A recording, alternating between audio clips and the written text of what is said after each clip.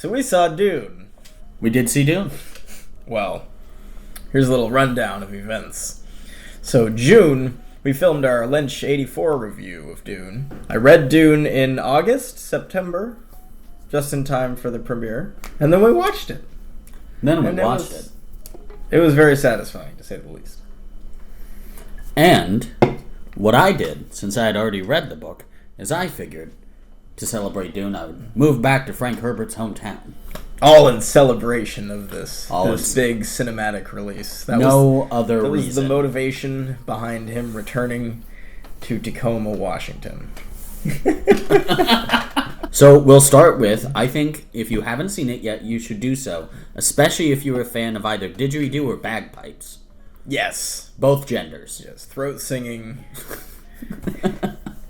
and military funerals. And aren't we all? Mm-hmm. Fond of those two things? No, throat singing at military funerals. Oh. Really gets it's not recently, yeah. We lead different lives. I do think that the Rubik's Cube was Clive Barker's inspiration for the Limmerchand configuration. Probably. In the Hellbound Heart. Think he just really fucking hated Rubik's Cubes? Well, that came out the cube came out in 1980, right? The puzzle? That's a fact you have that I don't. And then, yes. And then Hellraiser came out in 86? I want to say 86. I'm fucking colorblind. And I think the book came out a year or two before that. What are we talking about? Hellraiser. Oh, of course, right, yeah. So, Jesus wept. Denis Villeneuve is a really great director. He's been putting out some good stuff for a fat minute. He did a little movie called Enemy with Jake Gyllenhaal, where he's tracking down his doppelganger. He did a movie called Prisoners with Hugh Jackman, Paul Dano, Terrence Howard, and a few others. And then on a larger scale, more similarly to Dune, he did Blade Runner 2049 more recently, which I would say is definitely the leading up to this. Yeah. Those were the pieces of his career that were we kind of see what direction it's going in. Yeah, Arrival. That's a good example too. Mm-hmm. Yeah, Lois Lane and the Circle Aliens. Get in the tub, Lois. Get in the tub, Lois. I've seen all those movies that we just mentioned, and because of that, I've been anticipating this movie for quite some time. And I think it was a couple years ago that we watched Dune 84 with your dad. Yes, I want to say. So. No, it wasn't too long ago, but it was a few years ago, and it was enough to give me a little kind of dip my toes into the universe of Dune and be like, oh, I mean, yeah, that movie is completely incoherent, which we go very deep into in our discussion with our friend Will, who couldn't be here today because I remember he was talking trapped about in a AIDS. Sandstorm. Yeah, Will has AIDS and got trapped in a sandstorm. That's why he couldn't be here today. We had to pull his heart plug. It was a sad, long, bulbous journey. So a few years ago, saw Dune 84, and then we watched it again for our review, read the book, then we saw the new movie. So I think I've had a pretty solid progression over the last few years of my understanding of the Dune universe, although I haven't read Messiah, Children of Dune, or God Emperor of Dune. Or any of the other 18 fucking books after that. Yeah, those are the big ones, though. Those are the first four, right? Yeah, and then everybody kind of lost their give a shit. Yeah. So have you read No. any of those? Okay. I've read Children of Messiah. Okay, yeah, I do want to read those. And then after that, it's this universe continues, and I thought, good for it. Mm-hmm.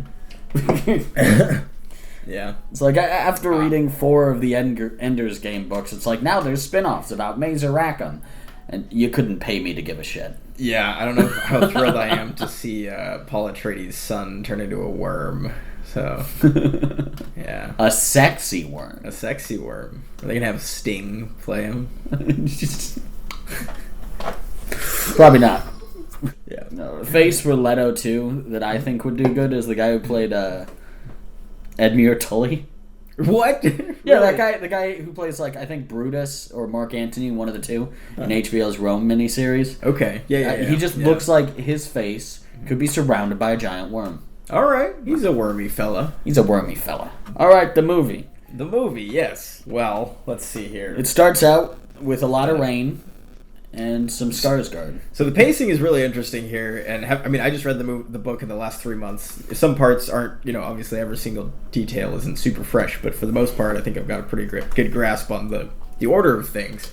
And Villeneuve definitely did some swapping of scenes and some moving things around, because I believe it's chapter 2 in the book that is the Gom Jabbar scene with Reverend Mother Gaius Bohayim. Yes. Which is in Phantasm for some reason. It was simply reflection. Fear is the killer. That's what grandmother wants you to learn. And so that scene actually happens on the Atreides' last night on Caladan before they leave for Arrakis, which I think was a good decision, pushing it back a bit to that last night. Because the shield training sequence between Paul and Gurney happens earlier in the movie, whereas in the book it happens a few chapters after the Gom Jabbar sequence. Yeah, pretty positive. So I think one of the good reasons for that is because it makes you kind of like the character of Paul a little bit, or at least know he has character, as opposed to just starting out with a kid, right, being put in peril. Whereas it can be hard in a film to be like, hey, here's Timothy French name. He's being put in peril. It's hard to give a damn without that scene being pushed back. So I actually think that was a good idea. Yeah, I agree. And I think the thing with Frank Herbert's writing is I didn't expect this going into the book, but it drops you in chapter 1 and it doesn't stop. Like the story just goes. And so the movie does is it knows that after the Gom Jabbar is like the pivotal like hook. It's the catalyst that's gonna just like launch the story forward, because it asks so many questions. And the thing is, I was just gonna say, the movie spends 20 minutes, the first 20 minutes of world building and exposition and just like wide shots and establishing everything, Paul, the Atreides family, before we even get to that pivotal scene. Because Villeneuve knows once we hit that scene, the story is just going to be nonstop. I'm sure we see like multiple bowls before we get to what's in the box. We see a whole lot of bowls. And lot of bowls. Got to put up with a lot of bowl to watch Dune. Yes.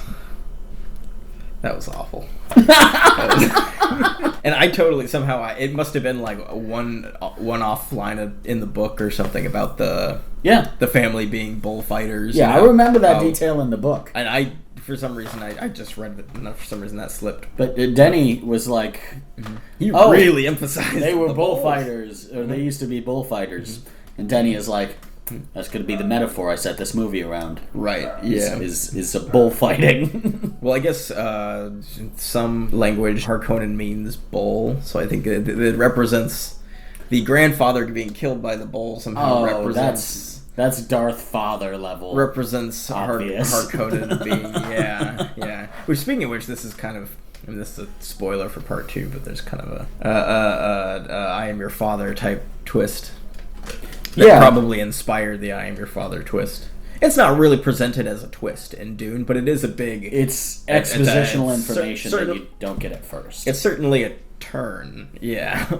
It's like, and it affects the main character. They've been warring and they hate each other so much. And George R.R. Martin, of course, being George R.R. Martin, completely used that for Robert Baratheon having like one Targaryen grandparent. Yes. Yeah, that's something we should go into, some Game of Thrones stuff, because I read Dune and I was shocked because, people compare it to Star Wars, they compare it to Lord of the Rings. Bullshit, it's so much more like Game of Thrones. It's a mixture between Game of Thrones and Foundation. I think Foundation came before Dune. Okay. You can correct me in post if I'm wrong. Yeah. But Game of Thrones obviously came afterwards and shares so much. Yeah. Even the fate of Paul, which I don't want to get into because that's later books. Yeah, so I mean, we've got the great houses, the families that are in rule. We've got, obviously, sword and shield fighting, traditional, medieval shit. We've got the Bene Gesserit witches, which I think are very similar to the high priestesses of Volantis. And then you've got... I honestly feel like Paul Atreides is split into thirds. and between like Jon Snow, Daenerys Targaryen, and Bran Stark. Like the whole all-seeing god level perspective is very Bran, with like the spice and how he evolves, kind of, and the whole like becoming a tyrant, is very Daenerys. But then also the traditional kind of hero's journey. Becoming part of these people who like Jon Snow does that. He goes native, comes back, and saves them. The wildlings could be compared to the Fremen to some degree. There's just like so many ties, and especially a lot of the chapters are these kind of small scale character scenes that are pretty intimate. There's a lot of just lying and backstabbing and deceiving, and it just reading Dune felt very Game of Thrones. Specifically, the scenes towards the end with like Gurney and Jessica. That's a bit of a spoiler. Won't go too much into that, but like scenes with Thufir and Jessica, scenes with all the scenes with Dr. Yue in the first half are like that. You don't know who to trust, and it's very like the characters remind me of like Varys or Littlefinger, or you know what I mean. Those type of deceptive characters who are always up to something. Does that make Stilgar Syrio Farrell? I was thinking more like Mance Rayder. Wait, what? You're right, Mance Rayder. Does he get burned alive in the book? Or does he get Last of the Mohicans in the book like he does in the show? Hold on, do you actually want me to tell you?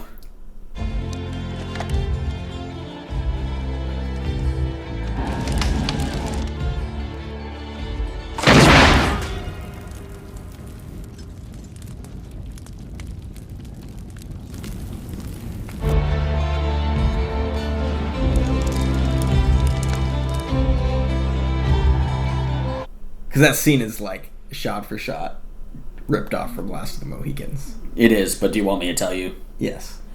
Yes and no. So somebody who looks exactly like Mance is burned alive, and that entire scene happens like it happens in the show. Okay. But the secret that we learned in Dances Dragons is that wasn't Mance. It was Melisandre used magic. They used a double. The only way that I know how to do it is to find you a bloody good double. It was Rattleshirt, the Lord of Bones. They used the guy with bones all over him. Mance is now disguised as Lord of Bones. Okay. I see, which is a good disguise. Yeah. He's covered in bones. I mean, there's still magic, but... Anyway, lots of parallels, lots of connections to be made. But like, well, the cool thing about that is like, Dune is kind of a cool... No, it's not meta, but it is a commentary on the sci-fi genre as well as like fantasy and a lot of things. And I feel like Game of Thrones kind of serves that purpose as well, specifically for the fantasy genre. Yeah, especially as a meta-analysis. Yeah, as far as like graying the lines. Aragorn's tax policy, blah, blah, blah. Yeah. No, there's no good and evil, and the characters are presented as human, despite one being set... 10, 20,000 years in the future, and one being set in a completely alternate high fantasy universe. I think that's ultimately the goal of Dune and Game of Thrones, is to show human characters in an, abnormal, unusual world. Yes. But with familiar tropes and themes that we've seen before within those genres. So. And they both have like they both like grind. There's the desiccated worm spice. Mm-hmm. And there's the weirwood paste that Bran eats and Dances with Dragons that's also made of Jojen's blood. Yeah. Bran eats Jojen. Oh, that's fun. And that awakens his third eye. Oh, so it's like the water of life, kind of? Yep. Oh, interesting. Yep, it's like a Jojen. Jojen the water of Jojen. It's like a weirwood paste made out of the weirwood roots and seeds, and Jojen is eaten. Jojen paste. Also, there's the worm. They ride the worm. Shai Hulud is like riding the dragons. There's Azor Ahai is very much like the Kwisatz Haderach. You said it this time. Cheez-Its cataracts. God damn it. We should have gotten Cheez-Its for this. I don't like Cheez-Its. Oh, you fuck. Okay, the cast in this movie is incredible. Let's be honest. Zendaya is in this movie. She's an important role. Great. Even though her only job in part one is to look into the camera while the audio goes Yeah. Yeah, that's true. She appears mostly in visions throughout the movie, and then what is it? 30 minutes before the end is when we actually meet her. Yeah. Kind of in the caverns. So yeah, she's got a pretty small role, but I expected that going into this. Yeah, Like I didn't. it's part one. I've read the book, and I knew she wasn't. She's mostly going to be in part 2. I did like they put Zendaya in the opening scene when they gave her the voiceover that kind of helps establish the world, and then they also like instead of Irulan in the Lynch version, which was a good choice, and then also, when they're establishing that the Harkonnens were on Arrakis and in control of the spice before. And I like the casting for the Harkonnens, especially Skarsgård, but I feel like they visually discovered what they wanted Harkonnen to look like, and then they're like, alright, so for his family members, we need to find people with no necks. Yep. So they're like, Dave Bautista, you necklace bastard. Yep. Can you do us a solid? And they made the choice to make them bald too, which I think in the book they have red hair. They must, because they have red hair in both the Sci-Fi Channel thing and the Lynch version. So Frank Herbert hated gingers. Yeah. And I don't remember that character description, but he has a few really memorable character descriptions in the book. Like he describes Chani as having an elfin face, which is like Zendaya to a T. Zendaya. And then Paul Atreides is described as being a scrawny whipcord, which is they show it. Yeah, also Chalamet to a T. Oh yeah, dude has a fucking concave chest. Yeah, and it's clearly Stellan Skarsgård. The Baron it's Stellan in a fat suit. And I liked how they handled it though. Like I don't think it looked bad. It didn't look bad. They didn't borrow the grotesque boils thing from the Lynch version. Yeah, they didn't make him overly gross. They completely dropped the pedophilia. Yeah, also, which is a major change for the character. We'll see what they do in part 2 with Fade, because that's really where the pedophilia really comes in. Yeah. So maybe it's going to be specifically directed at Fade, or they'll just drop it entirely. I don't have a preference. If they do opt towards the pedophilia angle, they would probably have to be a lot more careful with how they portray it. Yeah. As opposed to Jordan or David Lynch, who... David Lynch is not a careful person. Right. No. He doesn't spend a lot of his time thinking, how will this be perceived? Nope. We'll see what they do in part 2 with that angle, but I liked how they handled the suspensor technology. Was interesting, because it's pretty vague in the book. They made it kind of like a Doc Ock spinal thing. Yeah. I love the throtters. Yeah. Although in the book it's described as like the suspensors are literally lifting the fat. Yeah. So I imagine them as like little floating, like like things that were attached to like his fat. Okay. They were going for this really we were talking about. Well, you were mostly talking about how they were going for like a gothic horror angle. Oh yes, with Baron Harkonnen. That one shot after he bites the tooth and all that happens, where you just pan up and you see like a sad, deflated Baron in the corner. Yeah, it's when the guys in like the hazmat suits come in with the tubey exhaust vacuum thing, and then they see him curled up on the ceiling. They're like, oh. It was a really cool scene. Like it looked like something out of like Bram Stoker's Dracula or something. Exactly. Yeah. And then there's the scene when Duke Leto is naked in the chair at the end of the table, and then you see out of focus the Baron when he comes across the table, and his cloak, or whatever you want to call it, is like dragging along the table, and it's out of focus, and he's slowly coming into the foreground. It was very spooky. Yeah, it was a cool way to use like sci-fi suspensor technology to show what would otherwise be seen in like a supernatural or like a vampire movie or something.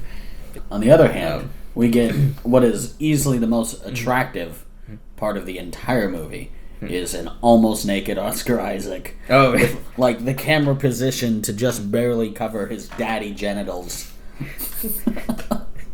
Yeah. Yeah. You know, sometimes the salt and pepper thing works for a guy. He'd get inside Llewyn Davis. Oh no! Oh please, Mr. Kennedy. I don't want to go. Don't show me in outer space, please. Anyway. And for Jason Momoa, they kind of kept what that character did, but changed the character. Oh, yeah. Yeah, let's go into Duncan, Idaho. Because Duncan Idaho is the everyman. He's the Davos character. Whereas in the movie, he's Jason Momoa playing Jason Momoa, as Jason Momoa tends to do. And it's not a bad choice. Right. It makes Paul a little more likable. Just because if Jason Momoa likes you, you get, like, plus points to charisma. Like, that's just... He bleeds off of Jason Momoa onto you. Yeah. And it gave the movie really the only taste of levity that we get. Because it's such a downer. I love it, but yeah, no, it's not a pep talk. Yeah. Like, in the book, Duncan Idaho does not have that much to do.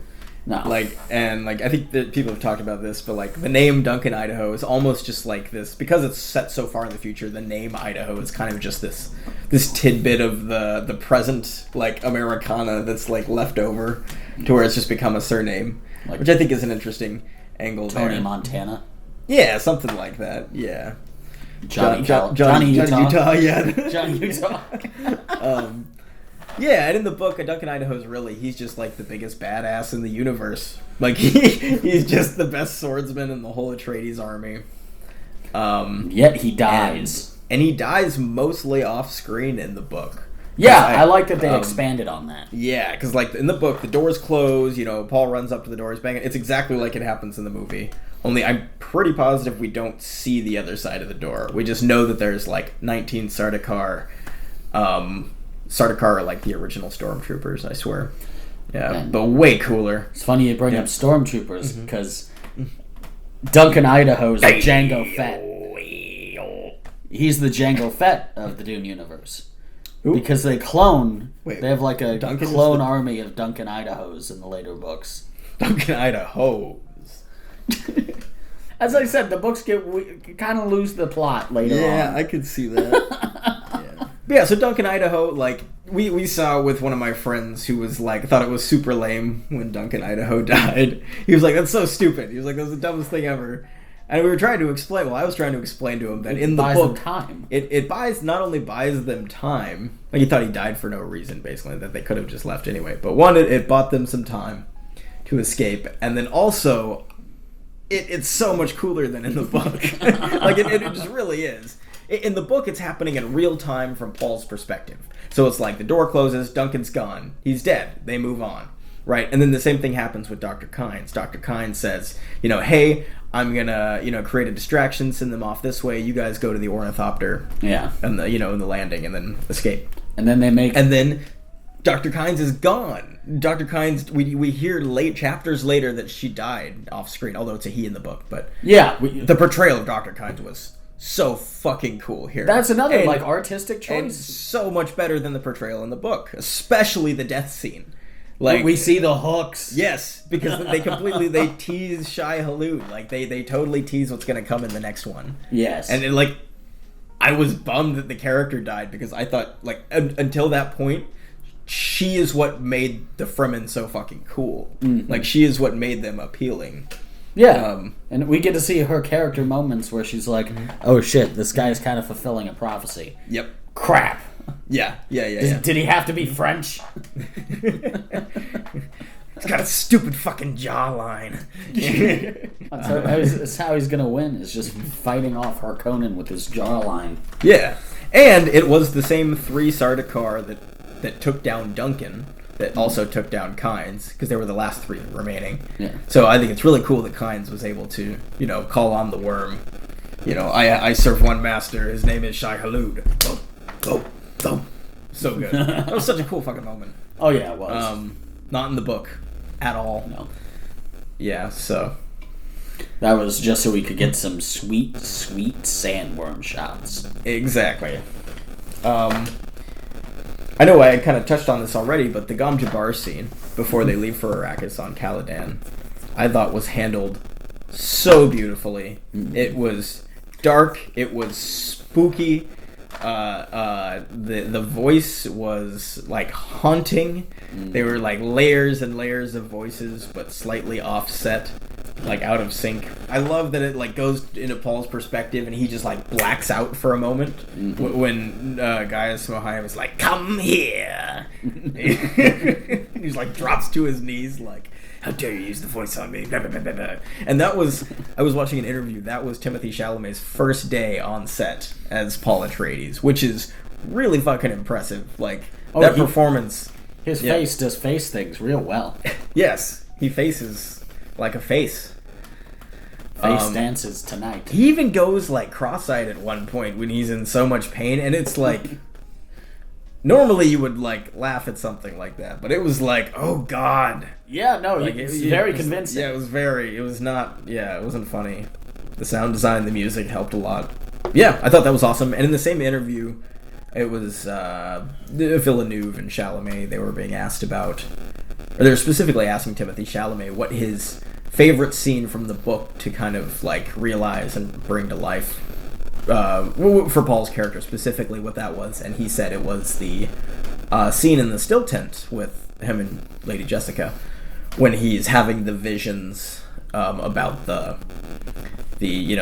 jihad against the universe, and he starts to resent Lady Jessica, the holy war in his name, and how the Bene Gesserit made him a freak, and which is a another like example. Like I think those are probably the two best acting moments for the character are probably those two scenes in the movie. Yeah, because like Paul isn't that interesting in the book. Like he's really not. I mean, he's his father's son. He's not supposed to be. You know. He's his father's son. Yeah. He's very much. I mean, he's kind of Anakin Skywalker before Anakin Skywalker, but not a slave. And so he learns to embrace sand, unlike Anakin. Yeah. Who held hatred in his heart. Right. He's just someone. He's a lot like Daenerys, I guess. Maybe is the best example. I'm not sure. He's unlike Anakin in that sense. He loves that sand. Gotta get that sand. No, Baron Harkonnen is more like Anakin. Gotta get that sand. Vader. Listen, we've talked about a lot of characters. We should talk about Josh Brolin, though. I don't think we really talked about that. I don't think because I think Gurney was seriously underutilized. Yeah. But he's also in part 2, so I can't complain too much. He wasn't true. nearly as underutilized as characters like Piter de Vries, Dr. Yue. And I can't say that Duncan or Dr. Kynes were underutilized because their characters serve the exact purposes they serve in the book. In fact, they were expanded upon. I think the characters that were undercut were Piter de Vries, and Dr. Yue were the big two. They didn't get into the whole Mentat thing much at all, did they? Mm-mm. They don't even say the word Mentat, which I thought was crazy. Well, they also Unless I missed away it, from but a I couple other words, jihad being one of them. Yeah, so I don't think we've heard them call. They call Paul so many names. That's why he's like Daenerys, Breaker of Chains, Mother of Dragons. Misa. They call Paul Mahdi. Fucker of cousins. When they first arrive on Arrakis, all the people are calling him Mahdi. In the movie, they just say Lisan al-Gaib, which is the full name that means Messiah, right? Yeah. I don't think we've heard Muad'Dib yet. We saw one. Yeah, we saw the little mouse. But I don't think they've established the constellation, the stars, or anything like that. And they haven't called him Usul, and I don't know if they're going to. Do you think they will? Because like in the book, that's just his like informal like day-to-day name instead of Paul. They call him Usul. Yeah. It's not a title. It's just his name. I don't know, because if we're gonna see it, right starting at the second movie. Yeah. So I think that the fact that it didn't end with them calling him that means we're probably not going to hear it. Yeah, I'm not expecting to. Yeah. I think we're just going to stick with Paul. For sure. So yeah, but like going back to the Josh Brolin thing, I do think he was overacting in some areas. Like there were a few moments like the Harkonnens, they're not human, they're brutal. It was kind of funny. And the scene, the line in the book, the I see you found the mood. For some reason, it just felt so forced. Like it's in the book, like right off the page, and I knew it was going to be there in the training scene. But it for some reason, I don't know if it was the delivery. It just felt really like shoehorned into the scene. But that's just kind of like very minor gripe. Yes. Let's see what else. Does that say Red Rocket on the back? No, Red Rocker. That's Oh, no. that's better. Blue Bomber.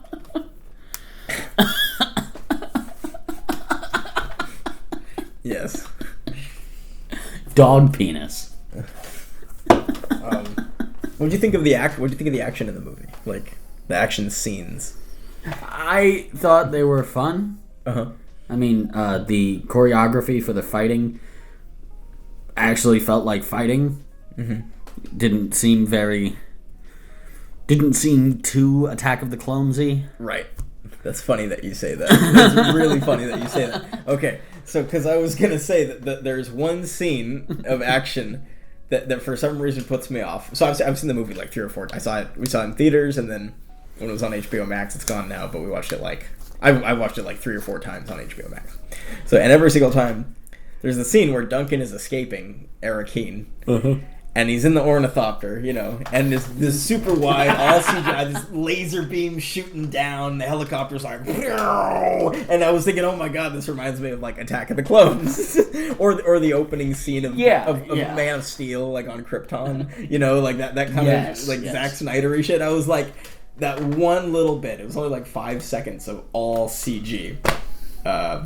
Large-scale, bombastic action, and I was just like, oh no. That being said, I fucking love the Thropters. Yeah, the Thopters They're cool are as incredible. shit. Yeah, again, it's a very small gripe, but it was just that one moment where I felt like, I was like, oh no, is this a different movie? No, he just always wanted to be a pilot. Yo, they fly now. Doesn't even make sense. The There's Sardaukar. jetpack troopers in Attack of the Clones. Sardaukar, they fly now. But like the action in general, I liked. I liked how it was like lots of nice wide shots, like well choreographed scenes. Not a lot of like close up, chop, chop, chop. And yeah, the fights just felt raw. They didn't feel like a over choreographed dance like like in the Star Wars prequels, like you were saying. Specifically, I'm trying to think of which. So for the fights, there's the shield training scene. There's the Harkonnen and Sardaukar when they attack Arrakeen. Like there's the scene where the Atreides are in a row going down the stairs. Remember the scene on the stairs? Mm-hmm. They're going down towards the Harkonnen, and then the Sardaukar like float down silently behind them, and then they just sandwich them and just kill all the Atreides. That was cool because it was over really quickly. It wasn't like this big cool action scene. Yeah. The only one that felt kind of like overblown and like it's really action-y or comic booky, I guess, is the Vision, the one with the Power Rangers. Oh yeah. I thought you were about to insult my favorite action scene. No, the one from the trailer. Yeah, I know what you're talking about. Yeah. My favorite action scene. It feels like the obvious answer. So much the obvious answer that is probably wrong. But it's definitely Duncan Idaho's death scene. Oh, yeah. Yeah, no, that's definitely the coolest fight in the whole movie, obviously. And, him getting a second wind in that fight, even though he's going to die, just him getting a second wind is such a triumphant moment. Right. Because you thought, oh, well, that's it. That's all we get to see of him. Yeah. And then he pops up again, and you're like, yeah! Right. It's a little bit more time spent with our friend. Right. Like, I didn't... Dune is not an action movie. No, like, I don't go into Dune expecting these... to be an action. There's action, no, but it's more of a war. They movie. did not cast Vin Diesel as Baron Harkonnen, right? Fortunately, as much as the story's about family. But yeah, Duncan Idaho's death was brutal. The Power Ranger scene was really interesting because in the trailer, I was trying to predict where that scene was going to be. Same with the shot of the Fremen riding Shai Hulud at the end. Those were the 2 shots that stood out in the trailer that I was like, wait, this conflicts with the timeline break before part 2. Where could these scenes possibly take place? It was all a dream. Yeah, I assumed that the Fremen riding the sandworm scene was Paul in that really fast wide shot, but it wasn't. It was just some random Fremen, and that's one of the last shots in the movie. So I'm kind of surprised that made the trailer. Yeah, the last shot of the second film is definitely going to be everything pulls back, and then some stoner kid on shrooms in Tacoma, Washington wakes up, and it was all a dream. Yeah. From psilocybin He's just been mushrooms. tripping balls at Point Defiance Park, and he goes, whoa. Weird. Yeah. I had a dream, and you were there, he points to a tree, and you were there, he points to a deer. He emerges from the sands on Owen's Beach. Was that a Wizard of Oz reference? Not enough sand. Yes. But it wasn't a dream. It was was a place, and you were there. Never enough sand. Okay. Especially on the beach. So yeah, the Duncan fight versus the Sardaukar was great. I love they had a comeback moment. You know, he stands up, pulls the sword out of himself, and takes down the last few guys before he dies. Which is bad. If you get stabbed, leave the blade in until you can go to the ER or seek further medical attention. If you are in a fight with 19 space soldiers and you get stabbed, keep the blade in. Steal one of the corpse's swords if you need to kill any more people. Well, he knew he was done at that point, but yes, no, you were saying. Yeah. Important first aid tips for fighting space people. So here's something I don't understand. It's making my brain hurt. So the shields, right? Right. Okay. So the slow blade penetrates the shield. Yes. Right. But what I always thought is that things slow down. The shield causes things to slow down. But if it's the slow blade that penetrates the shield, that would imply that the wielder would have to slow down to allow it to go through to penetrate. Okay, let me explain this by using the... Because there's a visual representation, like the scene where there's a dart coming at... I want to say Duncan or Duke Leto, and then it slows down, and then they knock it away with the sword. I have a science student answer to how this works, actually. Okay. Do you know what happens when you get a giant vat of ketchup? You can walk on it if you keep your footsteps fast, because it's what's called a non-Newtonian fluid. Just imagine he's Baron in a pool of ketchup. And the Fremen? Kill them all. It's like a fucking chicken McNugget. Okay, go ahead. Go ahead. But, like, you can just slap it like a booty, and your hand won't go through, because non-Newtonian fluids react to force. Okay. Like that. So it's like that. It's like if you're using too much force, but you can dip your hand sensually into that vat of ketchup if you so choose. But if you, like, slap it, the ketchup will be like, nah, bro. Right, so it deflects bullets. Yeah. Is the idea. But if you come at someone with a knife, yeah, it can penetrate. So that's why they use swords. Yeah. Okay, yeah. If you ever need to kill a ketchup monster in space, yeah, stab it. Yeah. God, yeah. If you ever want... If you ever need access to a lot of space ketchup, hit up Baron Harkonnen. He's got tubs of it. Tubs of space ketchup. all filled with 12-year-old boy skeletons. Oh, no.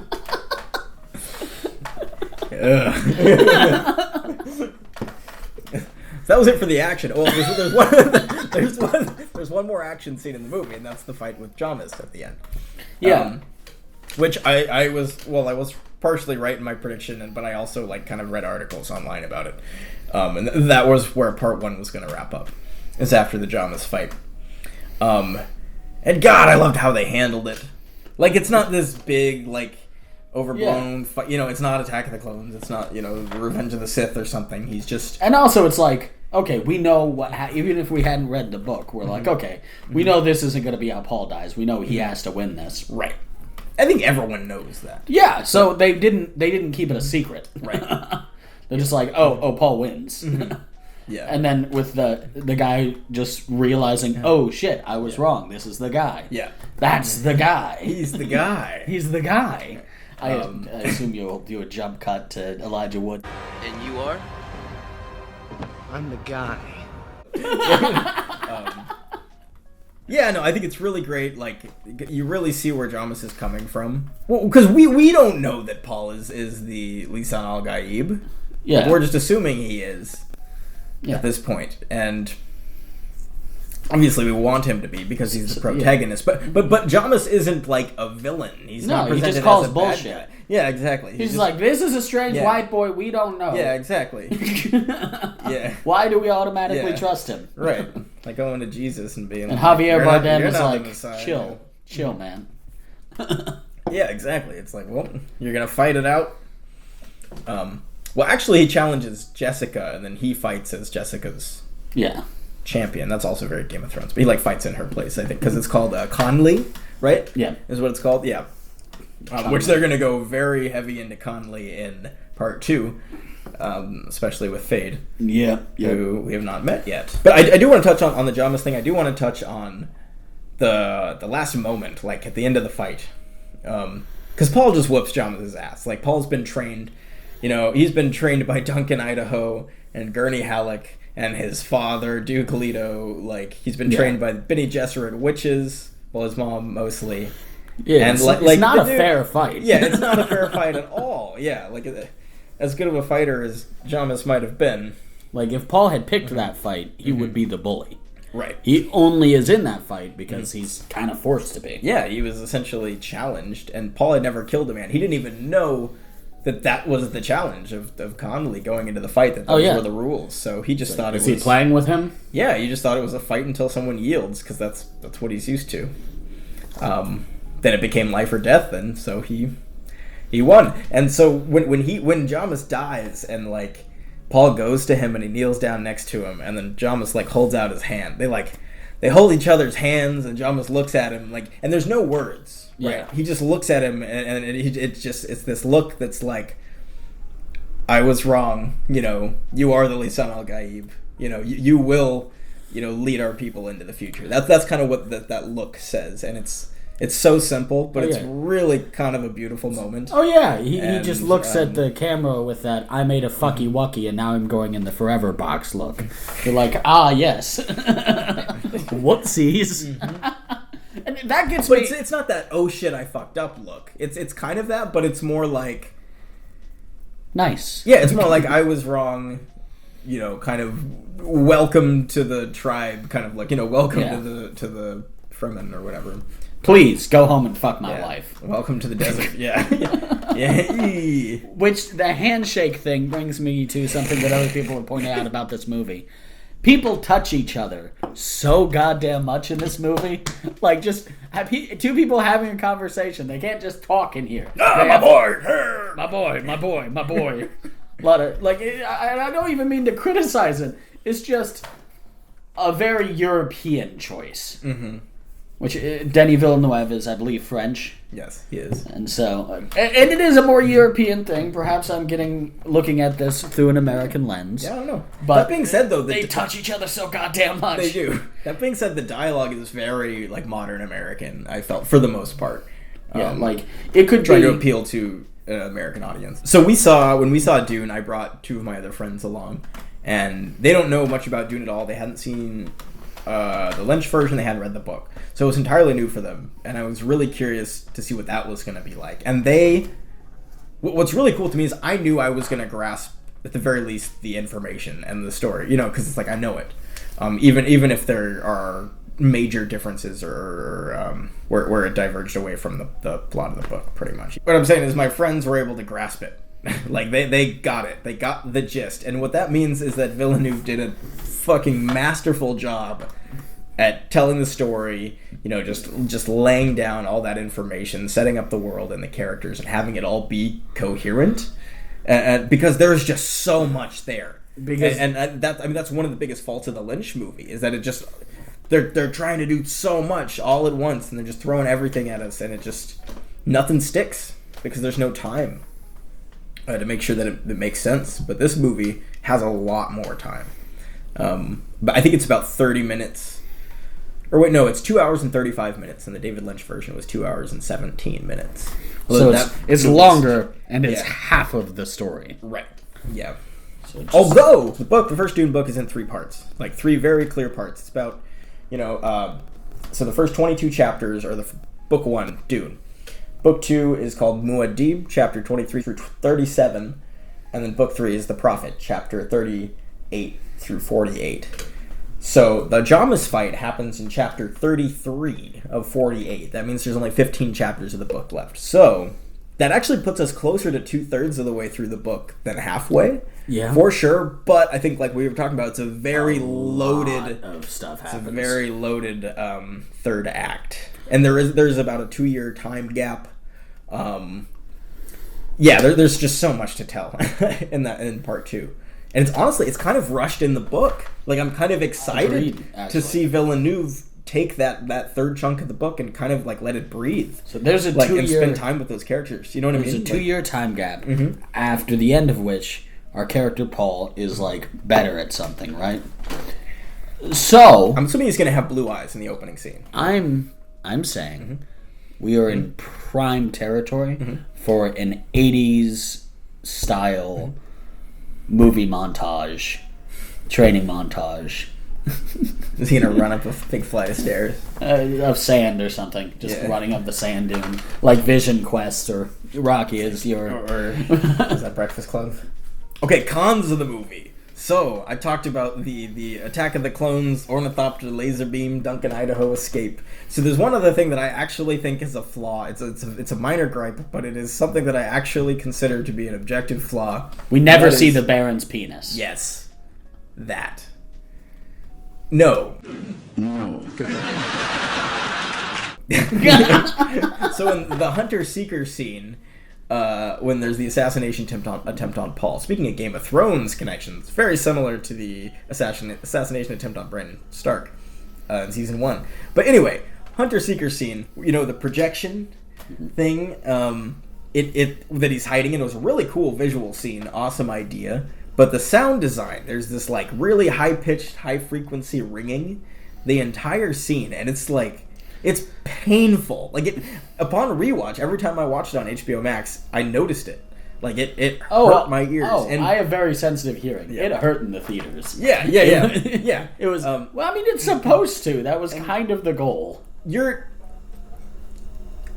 It's not a rule, but like you shouldn't use that too often. You use it like when there's like a flashbang. It's used well in like Saving Private Ryan. Yes. Like the Beaches of Normandy scene. You'll have like a big flash of white Lucky light. bastard. It'll slowly fade back into color. You'll have a high pitched ringing, and then the hearing will start to come back slowly. It'll fade back in, and then that's it. It fades back. But this is like it's like a few minutes where it's just solid ringing, and it's like. Stop. Yeah. I mean, yeah, it's intentionally uncomfortable. You guess, can argue that it's a bad intention. Yeah. It makes me want to definitely not an It makes me accident. want to mute the scene though. It doesn't like build tension for me. But that's a gripe. Oscar Isaac makes the character of Duke Leto so much more likable than he is in the book. Yes, I was about to go into characters that were well utilized. Yes, he brings in so much. I don't want to say charisma, because like Jason Momoa brings in charisma. What Oscar Isaac brings is gravity. Yeah. Like he makes every motivation, every action, even the stupid ones, seem logical from where he's coming from. Like he and this is about him making a huge mistake. Oh yeah, a stupid one. Yep. And he explains it and essentially knows that he's walking into a trap the entire time. But what is he going to do? Defy the Emperor? Exactly. And say, no, I'm not going to, exactly. take over no spice choice. production on Arrakis? Yeah. Yeah, so all he can do is try and like keep his head up, try and stay confident, reassure his family. And so that's why he comes up with a plan. And hope that they just don't die. That's why he comes up with a plan to say, maybe there's a way we can do this where we don't die. Right. Yep. And so that's why he immediately tries to befriend the Fremen. Yeah, exactly.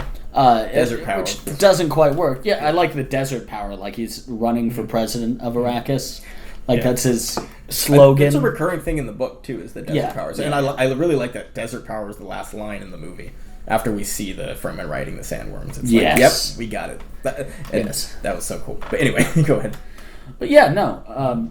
Oscar Isaac did a very good job of making the role somebody who you root for. Whereas I felt in the book, all you really get introduced to is a guy with like a magic sun who makes dumb choices. Yep, yeah, for sure. Yeah. But regarding Duke Leto, like what I was going to say about the book is, I think I was telling you as I was reading it that he kind of just feels like all the like the sides of Paul that like you don't want to see Paul become. You know what I mean? Like Paul has all these he has traits of both Duke Leto and Jessica, and it's like all the traits of Duke Leto. It's like you don't want to see him, take with him almost. You have more than one birthright, boy. Yeah, exactly. Which was such. I don't think that line is in the book, but it's such an important line. It's such an important line. Yeah, saying that you have more than one birthright, because it's like that, especially in a visual medium, it needs to be told like that, just like plain and simple. Yeah, I think because his Bene Gesserit blood matters so much more than the Atreides shit. Which is so cool, because in traditional fantasy, it would be the son of a duke that is this, big prodigal son savior figure, that is special because he's the son of, Which is some another important thing that Game of male Thrones figure. borrows. Because Jon Snow, when he gets brought back to life, a lot of that has to do with his Stark lineage, which is, he's a Stark on his mom's side. So it's talked about how often he looks like a Stark, how he's the power of the Starks. If he went south, he would melt like a Stark. And all of that's his mom's bloodline. We don't know that yet in the books. I mean, we literally do, because George R. R. Martin has said it. Right. But that's another parallel. Yeah. That's great. As opposed to the Targaryen side. Yeah. Which, that's why he's going to ride a dragon eventually, obviously. And I think it is going to be Rhaegal, just because George R. R. Martin is unsubtle about certain things. Yeah. So I think the casting was really smart here, because there are so many characters. It's such a big ensemble in the book, and some of the characters, most of the characters, what they do is they show up, they serve their purpose, and then they're kind of gone. And a lot of them die because it's pretty grounded and real. There are stakes. So I like that with the time that we get to spend with Duke Leto, even though his character's purpose is served, and then he dies about halfway through part 1. They just did such a good job. They handled him so well, especially the rescue scene with the spice harvester.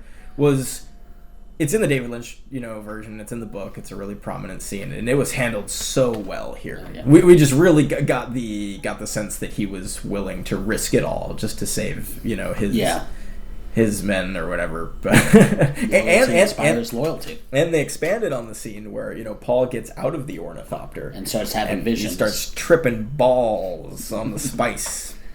And he drops to his knee, that goody good. And then he drops to his knees, and he's like, yeah. That was a really good scene. That doesn't quite play out like that. It's much more cut and dry. Like, they pick up the guys, they take off. Haha, we did it. In the book. So, Peter de Vries, Gurney, and Dr. Yue. I think those were probably the three biggest, underutilized characters. Because Dr. Yue's betrayal felt like it didn't have as much gravity as it did in the book. Right. Because you don't spend a lot of time with the kid. And part of this... We don't really know who Dr. Yue is. Yeah, he just... It's just like, oh, yeah, that's right. Mr. Sinister looked at him for 5 seconds and didn't care. Yeah. And then his wife turned into, Black Gumby or something. Gumby in a gimp suit. Hit me up. Where's she at? But then, the well-utilized characters, who we don't have that much time with. Duncan Idaho, Liet Kynes, Duke Leto. I think those three characters that die, that only have so much time, were handled so fucking well. Oh, yeah. It's just this is the one chance we got. Yeah, for sure. And if it was a choice between spending time with those characters and spending time with Peter de Vries or Dr. Yue, I'll take those characters because they ultimately matter more. Yeah. But the only downside of that is some of my favorite parts of the book were kind of those intimate, one-on-one, kind of backstabby character scenes that felt like Game of Thrones. There's not so much of that in the movie, but I think that's just because the movie can't really just stop and take the time. After that Gom Jabbar scene, it just hits go, and it doesn't stop. It kind of has to. Yep, yeah. And that's okay. Yeah. I think they made some sacrifices. They probably had to... Banquet scene. Yes, and I think Villeneuve probably had to kill some of his darlings. Yeah, the banquet scene, which in the book... I mean, there's the part where Gurney plays the baliset, and then there's the part where Duncan Idaho is drunk in Idaho, and he's, stumbling shit-faced, and, Jessica finds him, and she's like, why aren't you on patrol, or whatever, and then she carries him back to his bed. Mm-hmm. And I have a feeling they shot that scene. Because we don't see anything of Duncan until he gets up in the middle of the night after everything's gone down and then sneaks out to the ornithopter. So it's like they shot the scene of the banquet and him being drunk and carried to bed by Jessica. He swaggers into the hall. Yeah, exactly. He seems like he's been drinking. Exactly. Yeah. It feels like the banquet scene happened within the canon of the universe or whatever, even though we didn't get it in the final cut. So. in my brain it happened. But Denis Villeneuve even said, like, the cut that came out is the director's cut. Yep, and maybe we'll get an actual director's cut. I'm not getting my hopes up about it. I think he meant it when he said that. I think he's focusing elsewhere. I think he's focusing more on part 2 than whether or not to stroke his ego redoing part 1. Right, and I respect that. Yeah, and I've put a good bit of thought into this, and I think the reason that he decided to go with, or decided to cut so much and make this the director's cut, either the studio demanded the 2.5-hour runtime, you know, or because he's taking such a big risk making one movie, fingers crossed, hoping that, you know, it sells enough tickets to where they can get a budget for part 2. Which they did! Yeah, heck yeah. Jizzed in my pants when I heard that news. Yeah, but the reason I think either the studio was like, hey, it has to be 2.5 hours, because nowadays, like, blockbusters, movies that make a lot of money usually don't go over that runtime. Not so much. Or he made the call to make it 2.5 hours, because think about it. Had he released a 3-hour cut of Dune, not as many people would have gone out to the theater to see it. Probably Like, not. We would still have. Of course, yeah. Diehard fans of the book, longtime fans, absolutely. It would be harder for me to convince my mom to go and see it, which she did. Yes. She went and saw it. Mark went and saw it. I feel like 2.5 hours... I wouldn't have been able to talk them into that. 2.5 hours is where casual viewers tap out, I think. Yeah. I think that's like their max. Yeah. Because otherwise you're getting into Lawrence of Arabia, Lord of the Rings, you know, Apocalypse Now territory. Yeah. All of which are movies we like. Right. Well, I haven't seen Lawrence of Arabia. And I haven't... It's great. Given... I mean, there's Alec Guinness and Brownface. But I mean... the one fact you choose to start with? To be great again, it seems that we need the English or what no man can provide, Mr. Lawrence. We need a miracle. But I mean, there's a lot of inspiration from Lawrence of Arabia in Dune 2021. Villeneuve has said that, and it's a movie you can throw on in the background because you have sand and white people. It's a beautiful operatic kind of experience. It's something they'd show you in a film class. But have you seen? I've only seen it like once. No, I have not. That's a good. But it does have Obi-Wan and Brownface playing a Middle Eastern person, so there's that. Yeah. Lawrence of Arabia, check it out, folks. I guess it's that's not him saying it's not that. problematic at all. I think we need to talk about speculation for part 2 because I have a theory because I've read the book recently about how, I think the opening scene. I think I know how the opening scene is gonna go. In the book, because there's this 2-year time gap right after the Jamis fight. I think Jessica's pregnant. The Baron sends Raban on this mission to Arrakis to squeeze the Fremen, squeeze hard, you know. Happens in the David Lynch version and the Villeneuve version and the book. Then we get the time jump. And then we go to this arena sequence. It's very, like, gladiatorial arena. The Baron is there. I think Count Finring is there. Oh, yeah, they still haven't announced Count Finring. I can't remember if Emperor is there. He might be. But anyway, it's this big arena scene. And then, you know, this adversary comes out, and then Fade Rotha comes out, who is the Baron's heir. Played by Owen Wilson. Wow. We don't know who's going to play him. But I think they're holding off on the casting. I think Wow. Fade's got to be... See, in the book, Fade is... It makes sense why Fade is an adversary for Paul. Like, it makes sense that they can go toe-to-toe at the end. In the David Lynch version, it does not. They cut the arena scene. The arena scene is so pivotal to Fade's just, like, existence in the story. yeah. Like, at all. Why we give a shit? Yeah, exactly. So I think opening scene, set up Fade, make us terrified of him.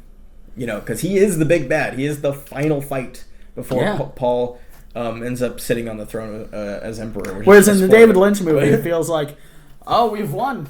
Hold on. Then there's this fucker. There's Sting. It's Sting with a steel chair. Yeah.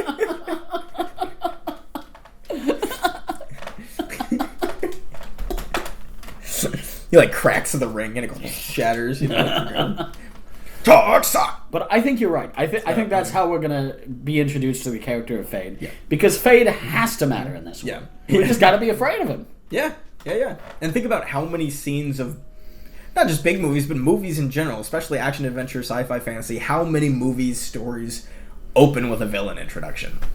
And we need that. We need Fade to really be a cool kind of terrifying, like Christian Bale, Jeffrey Dahmer type of terrifying. I think he needs to be about the age of Chalamet, though. Like, he Yes, needs I to agree. be younger. They I need to agree. be on par with one another.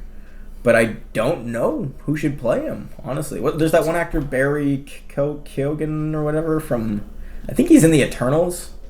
People are speculating I think that's his name. But he's also in Killing of a Sacred Deer with Colin Farrell. That guy. And I saw a little snippet of his acting in that movie, and I was like, okay, if he's going to be Fade, okay. Yeah. But That's fair. yeah. We'll see, though.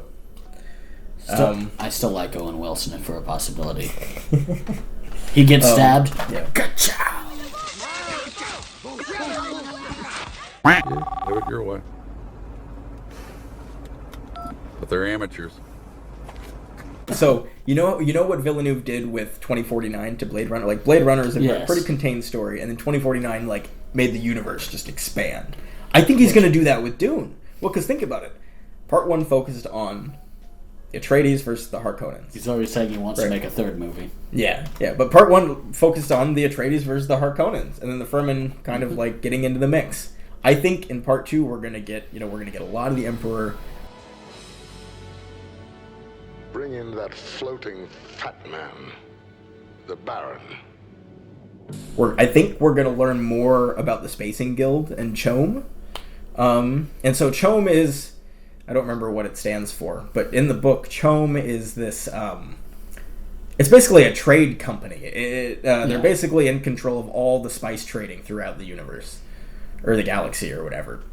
And because of that, they have more money than the Emperor. Like, you know what I mean? They are in charge. They're top dogs. Type shit. Yeah. So it's like the spice literally controls everything. So, and I hope we see I hope we see a guild navigator, unless those guys at the beginning were guild navigators.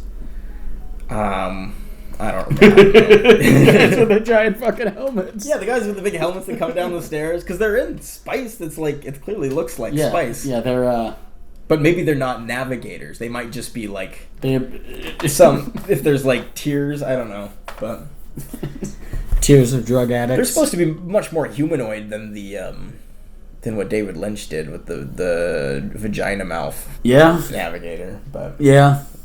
I am really bummed. I do want to put this somewhere. I am really bummed about Peter de Vries, because Peter de Vries, he's a good actor. David Desmalchian is a great actor. Yeah, I mean he was really good in Prisoners, The Dark Knight, Polka Dot Man, Ant-Man.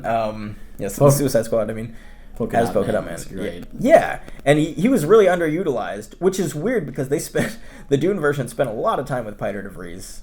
Yeah. Brad Dourif is just chewing up the scenery. Like, he's having such a good time in that movie.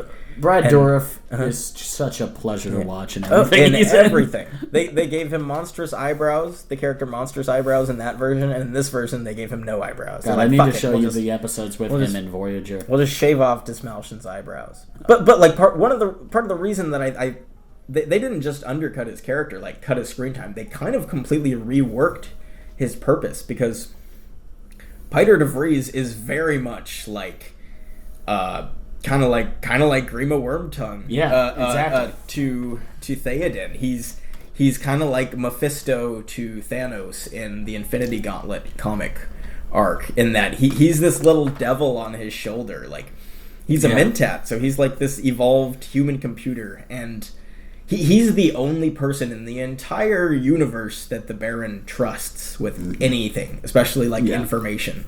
So it's like, if anyone has any power over the Baron, any type of leg up or manipulation over him, it's Peter de Vries. And that's the cool thing about his character, is he can get away with shit. Yeah. And I think it's Peter that makes the original calculation that there's like something like only 10,000 Fremen on Arrakis, and he's totally wrong, because there end up being millions. Yeah.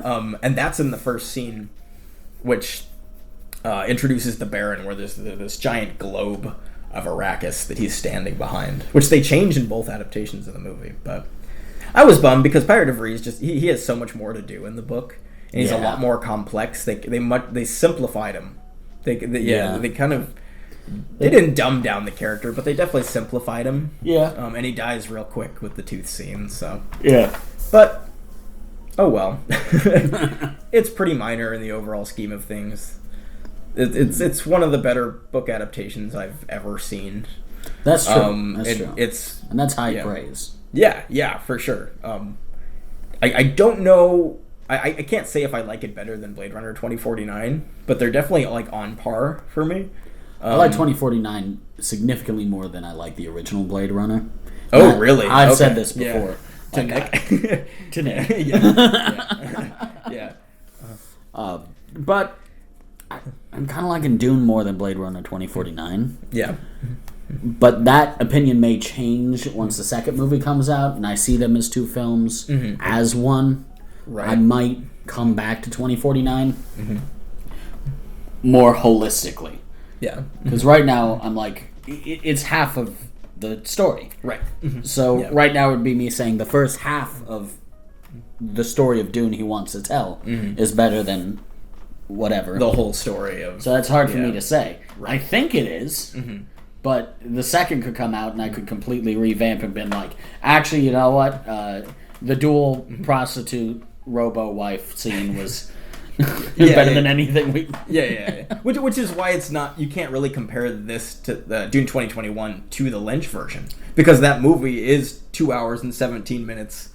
That's the entire book crammed into that short runtime. This is more runtime and only half of that story. So it's not fair to... Don't get me wrong. I can criticize David Lynch. I did that quite a bit. Oh, yeah. We can criticize it as its own thing. But comparing and contrasting the two movies... is difficult. Yeah, you can't do that, really. It's unfair. Yep. Anyway, this movie's phenomenal. Pretty jazzed for part 2. I think it's going to come out in 2023. Yeah. Theoretically. Yeah. I hope that there's nothing that gets in the way of the production. I hope that there's nothing weird budget-wise or casting-wise, like a recasting or just some... I hate those inconsistencies in the universe. Like between like Batman Begins and The Dark Knight, where it doesn't even feel like the same Gotham. Like I want it to feel like the same world that was set up in this, despite being an entirely separate production that's going to be scheduled at an entirely later date. You know, probably entirely new locations and things. Yeah. So it's like I just hope that they are able to land that consistency and continuity and just make it feel like a natural progression of the first movie. I have faith in Villeneuve. Oh yeah, I really do. I think he's one of the best working today. Yeah. So that's why I was always very excited that his name was attached to the project. As somebody who first read Dune as a teenager, I just thought, that's the director for it. Yeah, that's perfect. And I saw the cast list come out, and each casting decision, I thought, perfect, awesome, excited for it. And then I saw it, and set photos dropped. It just kept getting better. Everything just kept getting more and more hopeful. And I was so excited for it, and I walked in with such high expectations, and they were all met resoundingly. Yep. And so, this is definitely one of the better movies I've seen in quite a while. That was from a major studio. That wasn't some indie shit that only people like you and me watch. This was a very successful movie. Yep. And it's very good. Which honestly just feels good as like just a lover of movies and art and like seeing... Because what this movie feels like is it feels like balance in the industry. Yes. You know what I mean? Because you don't get the overindulgence that's present in current Scorsese films. Right. You don't get the auteur without any other dissenting opinions sucking himself off like we get with the new Tarantino films. Right. You get balance, as you put it. Right. Yeah, because I mean everyone has eyes on this. You've got critics, you've got casual viewers, you've got fans of the books. It's out there. It's it's what you would call mainstream. It's what you would call a popcorn flick. And you've got studios paying attention. Right, that's what I'm saying. Like it is on the level of the major franchises. This type of release is on the level of, maybe not Star Wars, but Star Wars, Marvel. It's getting that type of spotlight. It's getting that type of marketing. And to see it make the money back, to see people love it all across the board, critics and reviewers, and to see that that Villeneuve was able to have like final cut and creative control. Yeah. That is something really special, and it really doesn't happen that much. It happens over at like A24. Mm-hmm. You know, it's really hard to say because we don't know what goes Starting on to behind the happen scenes. more with Netflix. Yeah, but it depends on the studio. It depends on the production. But creators should get to create, and I think this is really a prime example of that. Of that succeeding. Yes, of that succeeding. But I also think that takes an understanding of both mediums. It takes an understanding of novels and films and being able to adapt one to the other. And what differences will work between them. Yeah, and knowing when to make sacrifices and when to tell things visually. Because you get things like the sound. Dune miniseries on Sci-Fi. And they thought, what we're going to do is just adapt everything word for word, cheap sets, sci-fi levels. We're going to give them the information, right? Yeah, exactly. And it's not nearly as fun to watch. Like I'll probably read the book before I rewatch that series, even though they're almost identical. Right. Because they're almost identical. Yep. And there's none of those. The book gives you have your imagination at least. So this was made by somebody who enjoys the book but understands film. Right. Yep. And knew when to change what to what. Yeah. Yeah. Yeah, this movie's fucking good. Oh, I didn't touch on my favorite line from the movie, which is, one of the anchors! It's dead!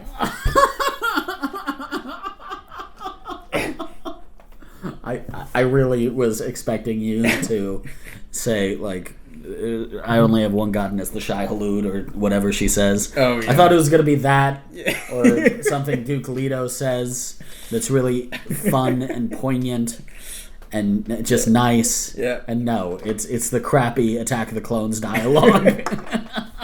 And cut. Go see Dune 2021. Bye, guys. See ya.